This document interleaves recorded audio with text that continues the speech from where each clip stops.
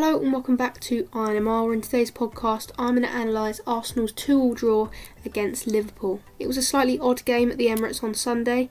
On the face of it, a 2-2 draw between two of the best teams in the league looks like a great game, but overall it was quite boring and certainly not the game we thought it would be.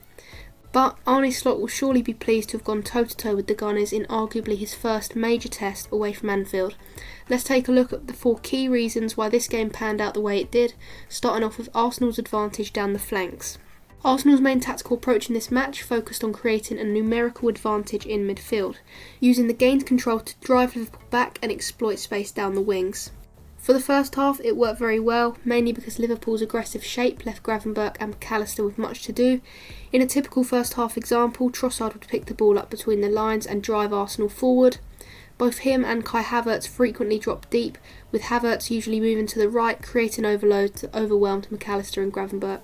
With 3 or 4 Arsenal players occupying the central midfield areas against Liverpool's 2, the hosts could carry the ball through the thirds and release Bukayo Saka or Gabriel Martinelli, both of whom consistently outmatched Liverpool's fullbacks.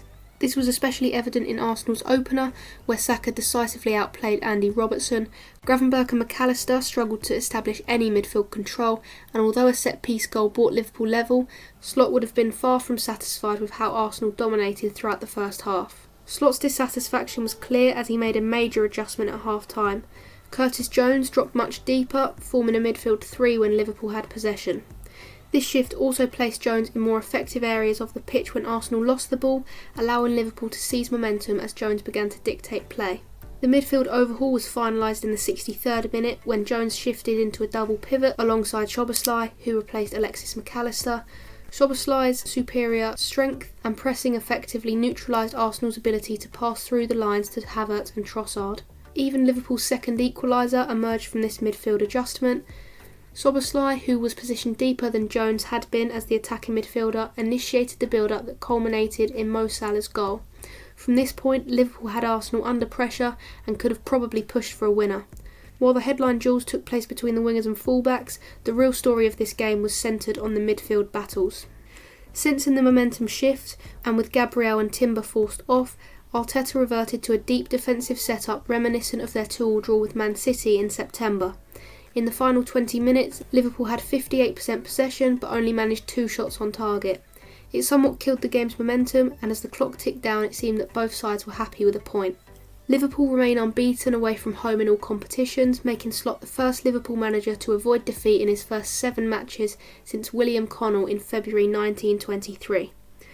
Arsenal meanwhile narrowly avoided a damaging loss despite finishing the game with their 3rd and 4th choice centre-backs, a midfielder at right-back and 18-year-old Miles Lewis-Skelly at left-back. Remarkably, it was the first time since May 2023 that neither Gabriel nor William Saliba featured for Arsenal, and this defensive reshuffle contributed to the unsettled defending that led to Liverpool's second goal. It speaks volumes about the hosts that they managed to avoid conceding further goals after that point, with Mikel Merino particularly noteworthy for his contributions in shutting down Liverpool's attacks. Only Thomas Partey recorded more combined tackles and interceptions than Merino's 5. The draw accurately reflected the match's dynamics, marking a solid day's effort for both sides. However, from Arsenal's perspective, this perception could shift dramatically if either Gabriel or Timber is sidelined for an extensive period. The final key tactical point is how Arsenal strikers helped pull Liverpool's defensive shape apart. The tactical diversity in modern football makes it increasingly challenging to categorise players by their traditional positions on the team sheet. A prime example of this is Leandro Trossard and Kai Havertz, who both occupied the number 9 role for Arsenal in this match. Liverpool quickly adopted a 4-2-4 defensive formation at the Emirates, with Curtis Jones pushing up alongside the front 3 to apply pressure on Arsenal centre-backs during their build-up play.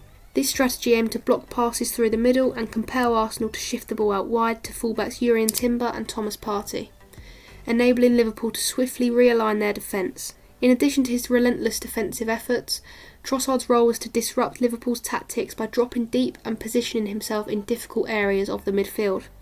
This movement frequently drew centre-back Ibrahim Konate out of position, whilst neither of Liverpool's defensive midfielders could effectively track him, therefore creating gaps for Arsenal to exploit on the attack.